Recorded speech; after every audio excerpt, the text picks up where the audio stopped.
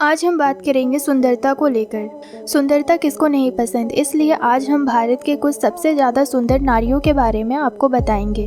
भारत में ऐसी कई नारियां थीं जो अपनी सुंदरता और बहादुरी के लिए प्रसिद्ध थीं और उनकी सुंदरता की तो कोई तुलना ही नहीं थी। उनकी प्रसिद्धि सिर्फ भारत तक ही थी ऐसा नहीं है, बल्कि उनकी प्रसिद्धि के चर्चे तो पूरे विश्व में थी। तो चलिए शुरू करते हैं। संजुक्ता, जिनकी शादी हुई थी राजपूत राजा पृथ्वीराज चौहान के साथ। उनकी सुंदरता की चर्चा इतनी थी कि जब राजा पृथ्वीराज चौहान ने अपनी होने वाली बीवी संजुक्ता है ये जान के उन्हें बिना देखे ही शादी के लिए राजी हो गए थे। रानी पद्मिनी चित्तौड़ का राजा रावल रतन सिंह की पत्नी थी। वो इतनी ज़्यादा सुंदर थी कि अलाउद्दीन खिलजी ने बस उनको पाने के लिए रावल रतन सिंह के साथ एक युद्ध किया था।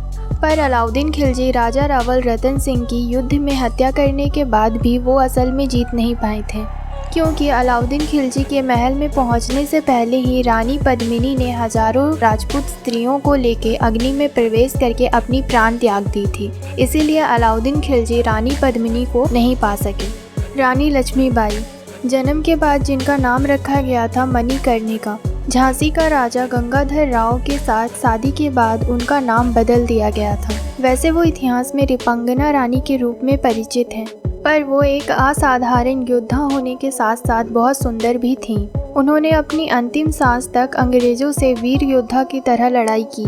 इतिहास में झांसी की रानी लक्ष्मीबाई एक असाधारण स्वाधीनता संग्रामिनी थी।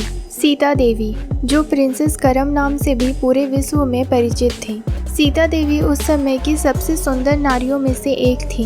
वैग्यू मैगजीन ने तब सीता देवी को सबसे वेल ड्रेस्ड महिलाओं में से एक बोल के निर्वाचित किया था। वो कुछ यूरोपियन भाषाओं में भी पारदर्शी थी। महारानी गायत्री देवी, कूच बिहार की राजकुमारी गायत्री देवी का जन्म लंदन में हुआ था। उनकी सुंदरता की चर्चा पूरे विश्व में थी। वो जयपुर के राजा मान सिंह की तीसरी पत्नी थी। विश्वविख्यात मैगजीन वैग्यू तब उन्हें पृथ्वी की 10 सबसे सुंदर महिलाओं में से एक बोल के निर्वाचित किया करते थे। 2009 के जुलाई महीने में 90 साल की उम्र में उनकी मृत्यु हो गई। रजिया सुल्तान, वो दिल्ली की पहली महिला शासक थी। वो छोटी सी उम्र से ही युद्ध में कूटनीति और शासक के हिसाब से इतनी पारदर्शी थी कि इल्तुतमिश उनके कोई बेटे को न चुनकर उत्तराधिकारी के रूप में उनकी पुत्री रजिया सुल्तान को चुना था। रजिया सुल्तान सुंदर भी थीं और वो पर्दा प्रथा के सख्त खिलाफ थीं। सिंहासन में बैठने के कुछ साल बाद ही वो बहुत शक्तिशाली शासिका बन गई थीं। नूरजहां, जहांगीर की 21वीं पत्नी थीं, पर नूरजहां राजनीतिक, शासक, कार्य, कूटनीति इन सब में इतनी ज़्यादा पारदर्शी थीं कि जहांगीर बिना नूरजहां से राय सलाह किए किसी भी युद्ध की घोषणा नहीं करते थे।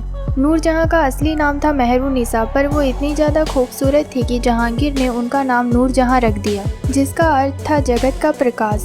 इन सारे गुणों के साथ साथ वो शिल्प, साहित्य और अन्य भाषाओं में भी निपुण थी।